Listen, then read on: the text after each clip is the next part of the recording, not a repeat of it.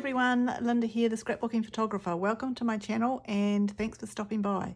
Today we're playing along with the Clue series run from Ginger's Corner, and we are choosing all the components for our page, or some of the components for our page, 3 essential ones, by rolling the dice.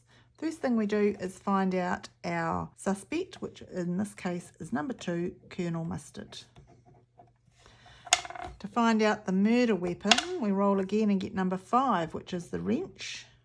And the murder location is number 2, the billiard room. Right, on to our second sheet. Okay, so our fourth roll will tell us what we're using Colonel Mustard, and it's number 4, 1, 2, 3, 4, yellow ribbon, string or twine. Okay, and under wrench, whoops, that wasn't my proper throw. Wrench under here is number 2, travel page. And under billiard room, 1, 2, 3, use a wooden embellishment. All right, so I'll see how I go with finding something that's going to work on a travel page with some yellow ribbon and a wooden embellishment. I'll see you soon when I'm ready. So I've gone away and got some things for a travel page, and it just so happens that in May I was in Nelson, and on my way home, looking out the window, there was a beautiful reflection of the sun in the building. So I took a photo of it. In fact, I took a couple, which I'm going to use today, because the other things on our page, of course, were the yellow ribbon, string or twine, and a wooden embellishment. And I thought that these old twines, which were given to me by a friend who had been a Stampin' Up demonstrator for some time, so I believe these are Stampin' Up products, but way out of date, used a long time ago. And these little embellishments were given to me by Sharon Bishop in Australia, and I thought I might just use those in the corners. So to team with those colours, I've got some yellow cardstock and some orange, but I really liked the way that the green kind of showed through with this building as well. So we're going to use a green background, and we'll come back to the twine a bit later, and we'll see how we go with putting something together. So what I'm thinking we'll do is have these coming in from the middle. There will be another page on the side with some sights of Nelson where I was and the hotel that I was staying in, but I really want these to stand alone. And then I thought I would bring some of this through, and using the same layering as the sun reflection as itself, so bigger orange and smaller yellow. So I might kind of go through like that. Before I cut too much, I'll cut the orange there and see how we go. I'll cut this at 1.5 and this at 3.5, and I'm thinking we'll do an arrowhead at the end of them and pop them underneath the mounted photos like so that that colour just kind of comes through like that. And I'll speed this up a little bit now because I've done things around the wrong way, and I started with sticking the yellow onto the orange and then decided I needed to cut the point at the end and find out where the halfway point was so I could make them both even.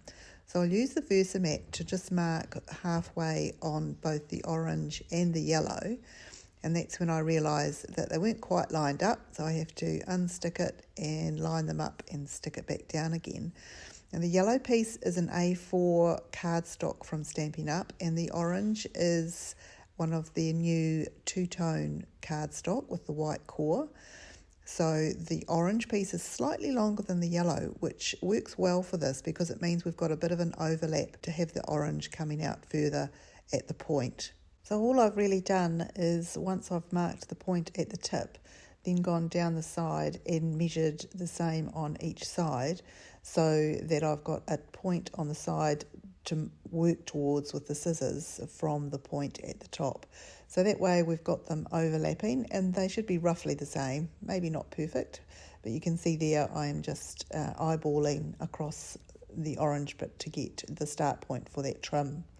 So now that those are trimmed with the arrow, it doesn't quite fit on the page the way I wanted it to, because we've got all those lovely colours underneath and you can't see them. So I have a little fiddle and in the end decide to cut it in half so that we can have two pieces on the page going in and out from the different photos. So I have a little bit of a fiddle and finally work out how they can kind of nest, and we get to see enough of the arrows and of the green world map underneath. It's hardly world travel, so I'm going to cut the right hand portion of that page off and let some of the dark green underneath shine through. I don't know what the measurement is that I take off, but it kind of will be so that the photos overlap a little bit. But before I put them back on the page, I'm going to use the blending brush to just tone in these, or blend in these orange and yellows together. So it's a close to my heart nectarine I'm using with the Stampin' Up! Orange, and it's going over the yellow as well. And because the orange piece of cardstock is the two-tone, it has a white core. So I've just put the dauber on to go round the outside and make that white middle orange also, and that will help to settle it onto the page properly. And bring the page back in, and I think I can just about stick everything down so far. I'll just get these nested the way I want them, with the stripes then coming in there and then the arrow coming out at the bottom. So they sit quite well there and take up that side of the page. I'll use the other section of that world map on the left hand page when I do it. That paper comes from the Take to the Skies pack from Stampin' Up, and along with that came this page of cutter parts, and I've taken the coordinated green tag out, and I've also got these labels that came from an embellishment swap that I was a part of for a wee while, and I think they go quite well as well. I use the journey on this page and keep the other two for the left hand page. So I'll cut a hole in the top of this green tag, and it does have a bit of a blue circle around it. So I figure if I thread the twine through there and arrange it so that it covers the most of that blue circle, we won't see it and it won't kind of stand out as being the odd one out. So what I've done is looped the bronze and the yellow together and just tied a big bow, and then I'll trim it off on the left and trim a couple of these loops as well, just so that it looks like it's been tied together like with separate pieces of twine, not just the same one. Then I'll stick it all down over the top of the label like that, and that covers that blue bit. But I think we need to bring a little bit of orange and yellow in behind it. So I'm just going to cut a couple of tags the same size, one out of the yellow and one out of the orange. And when I've got those together, I won't put the holes in the top because they're just going to be stuck behind. So I'll get them both the right size first, and then I will put them behind the one that we've already got made and cut those corners off so that they match.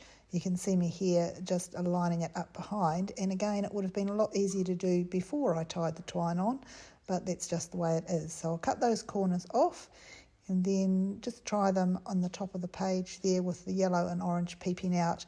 And I think that helps to bring that colour in again over on that side. But before I stick them down, I'll bring in the blending brush and give them the same treatment with the nectarine from Close to My Heart and whiz round the outside, sorry, not with the blending brush, but with the dauber, just to give it that kind of burnt sun look. And again, with the orange piece, it covers the white core in the middle. So once those are finished being prettied up, I can then stick them down on that top right hand page, just fanning them out a little bit so that we get some orange on one side and yellow on the other. Then I'll just arrange the little laces at the top and make sure that they're sitting around, putting a little bit of glue underneath. I don't want them to be over the edge of the page really, because they'll get caught in the protector when I put it down, so I'll make sure those are stuck properly. And then sticking down this journey tag underneath, and I think that's a great use of that embellishment that I got from a lady in Australia. The wooden embellishments from Sharon, I've got 2 out, but I go and get a 3rd because things always look good in odd numbers. And I'll just put the 3rd one down the bottom, and in those 3 places I'll do my journaling. I have to say that this challenge with Clue is stretching my imagination a little bit, and I would never have probably put yellow with these photos, but it does really highlight that sunset beautifully. Just before I finish off, I'll add a little bit of extra paper to that tag just to give it a strip across the bottom and a little bit of a focal point on there. And I've got these little gem things that came with the Take to the Sky suite, and I'll put 3 on the page in those little spots there, and they get attached just with a little bit of glue. Then I'll go away and do my journaling and really just telling the story of that sunset as I come home. The journaling, I think, is really important on every page because it tells the story that goes with the pictures. Some I'm doing in black on the yellow in this page, and then to write on the green I'm using my white gel pen from Close to My Heart. And I really like the way it kind of carries on the white that is the lines through that wheeled paper. Now we're getting towards the end of this now, so with my journaling done I can then show you the completed page for this episode of Clue. This is my 4th layout. And if we go back to the piece of paper that we had at the beginning with our criteria, it was to use yellow twine, which we've done on a travel page with the wooden embellishments. So thanks very much for watching, everybody, and happy crafting.